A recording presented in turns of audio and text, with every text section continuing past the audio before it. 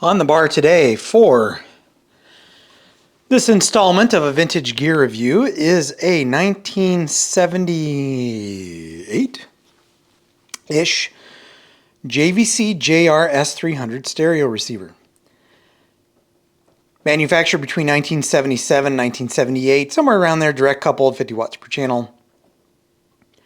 The series this comes from, and I'll try to explain this in a way that makes sense. And I don't know much about these receivers. I just finished a service on this. My microphone unfortunately cut out in the service video when you see that one, so I will have to kind of do an overdub of the video when I go to edit it. Oh, and before I get too far, let me explain to you what's going on with this. So this is a contemporary review.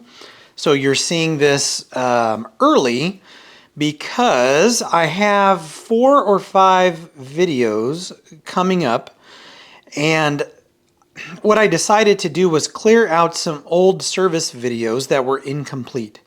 But I thought that some of the videos might have value to someone who might be working on one of these pieces of equipment, and specifically it's 2 turntables, a Denon DL 60, or yeah, Denon DP60 L. Denon DP60L, that's what it is. And then the Sony PSX75. So because those are older videos, the sound quality is kind of crappy, I am deciding, or I have decided to release some new material on the days that those are released. So it's not going to be every week, but when there's one of those old service videos, there will be some new content. It could be a gear review, it could be a service video. For those that are subscribers, thank you very much for subscribing. You will still have some new content. I'm not going to put all the new stuff out right away. So you still will have a couple of videos. I took a hiatus from editing video. I just released 2 over the weekend. So there will be more coming. I think I have 5 or 6 videos in the queue right now.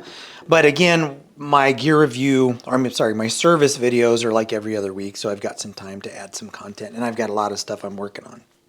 So back to the JVC JSX300 or JR-S300, and I keep wanting to call this a JX, but it's a JR.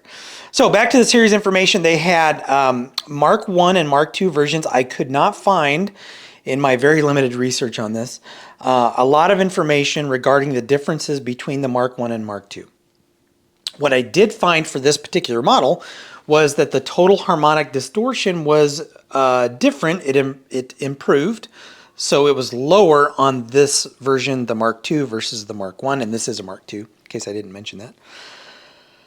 But I don't know, and I don't know if that's true for all of the different models within the series, or just this one, or if there was a power difference. Again, I didn't do like exhaustive research on this.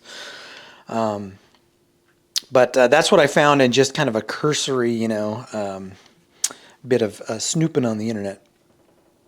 Within the Mark II line, there was the S100, and I'm just going to lop off the S, but we had the 100, 200, 300, 400, and 600. After this, right, subsequent to this series, there was, I know, at a minimum, the 301, 401, and 601. I'm not sure if there was a 201 and a 101. Slightly different layout. The tuning dial had been moved to the bottom. I prefer this configuration. And I have been curious about this line of receivers for a while, so I'm really happy that one crossed my bench to where I could look at it and do an evaluation. I almost bought one not long ago just to kind of scope it out. So I don't know any other differences between the different variations, right, within the 100 series, right? So between Mark I and Mark II. Hopefully someone has some more information on this and they can share.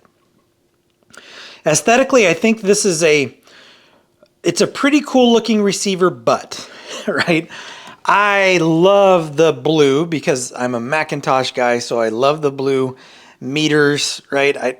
I think the green for the tuning dial is really neat. I like how the light kind of shadow, or it kind of like just kind of flows down over the dial for FM. I think it's interesting looking. I'm not a fan of sliders, however, but I think it works with this receiver just because it's something so unique, right? It's just different, right? In the late 70s, I'm sure there were other manufacturers that were producing receivers that were similar to this. I know that you started to see, equalizers on the face of the receiver or on the face of some of the receivers. But this is just, it's different, right? It's different. So it is very unique. And I think the look is kind of cool, right? Sound is good. It sounds like a stereo. So when I say it sounds like a stereo, what I am kind of meaning by that is there are some stereos I work on where as I'm, working on my bench with my little test speakers, I think, man, that sounds really good. This is not one of those receivers that I think, man, that sounds really good, right? So it sounds like a stereo. And that's, I understand that comes down to synergy between the receiver and the speakers and the space and what you're listening to and all that stuff. But this one did not knock my socks off. It sounds like a stereo though. I mean, it sounds okay, right? As mentioned, power is 50 watts per channel. Hookups are easy, standard RCA, jacks in the back, spring-loaded speaker terminals, which I like. It also has a split preamp and amplifier. So if you wanted to run this as an amplifier by itself or a preamp, right, into another amplifier, you could do that. Operation's pretty easy, so let's go through the control layout. Now, I will say, although the operation is easy, I don't like how they have the power button after the headphones button, right? To me, power is either by itself or it's the first in a line of controls, unless it's in the middle and it makes sense. But, initially I wanted to keep hitting this headphones button, right, to turn it off and on. So it's headphones, power, speakers 1 and 2, AM, FM, phono, auxiliary, tape 1 and 2, FM muting or mono, right? So this it's either stereo, right, and it's multiplexing, or it's mono. So this, on some receivers you have multiplex, or you have stereo, right, where muting is on, or stereo where muting is off, and then mono. This is either muting, right, or mono, and this works fine with both muting and mono. And then you have a loudness. You have the tuning dial. You have something called SEA recording, sound equalization amplifier. I believe that's what that stands for. So it's some type of, I don't know, I'll flash something up from the service manual, right, to explain what that does. You have volume slider, you have a balance slider, and then you have your sound equalization, whatever. And then you have a low filter and high filter. That's what these are, right? Low and high filter, I suppose. It says low filter, high filter. Yeah, again, kind of goofy, right? It's different. It's different. But I'll say that it's pretty easy to use and pretty easy, typical hookups. Serviceability. So I did service this. I have a video on this. All I had to do with this was clean the control. Now, this was a more involved service, and this was actually in a house fire. So I actually had to kind of scrub the boards and clean this. So this is a little bit more, right? It's kind of a service on steroids. So I had to really clean all the soot off of all the boards and get it, get them free, because that soot can be acidic. So this was a deep clean, but as I was deep cleaning this, I will say that servicing this was very, very easy. Cleaning the controls was very easy. They're very easy to get to. Cleaning the sliders, very easy to get to. I also changed the lamps. The lamps were super easy to get to, and that's covered in the service video. I put blue LEDs in here because I think it just pops, right? And I know in the video it makes it looks like the blue meters wash out the dial, but to the eye, to the naked eye, it does not. It really looks good. And then I did the alignment procedures now, and I did it yesterday. There's each channel. It's basically DC offset and bias, but they call them like center voltage and I don't know what the other one is. I'll flash up whatever from the service manual to show you what those are called on this. But alignment was relatively easy, but I will tell you that the test points are buried, and that's covered in the service manual. And I really didn't know where they were initially. I had to look at a diagram. and then kind of interpret what they were trying to tell me. So again, I'll flash that up there. I would guess though this is probably a beginner, right? Depending upon the problem. I mean, because like basic service was super easy, lamp replacement super easy. Alignment, you need mini grabbers with the really long mini grabbers to access those test points. But beyond that, I don't know that this would cause you too many issues. And when I looked on Audio Karma and I looked, kind of poked around on the internet, I could not find any common issues or people griping about this. And that's usually a good sign. In fact, what I found in most of the threads was that these are fairly reliable receivers long term. So, that's good. So what would I look for if I were considering picking up one of these? Number one, I would go for cosmetic completeness. I would make sure this glass panel is not cracked, scratched up too bad. I would love to know whether or not the meters are working. I would make sure all of these caps are present. Operational status is important. Cosmetic, right? I would be more concerned cosmetically what's going on with this thing. Now, a lot of these, I see them with missing caps, right? One or two of these caps are missing. This actually had a missing cap. I was able to find one on eBay. I think it was the balance cap that was missing.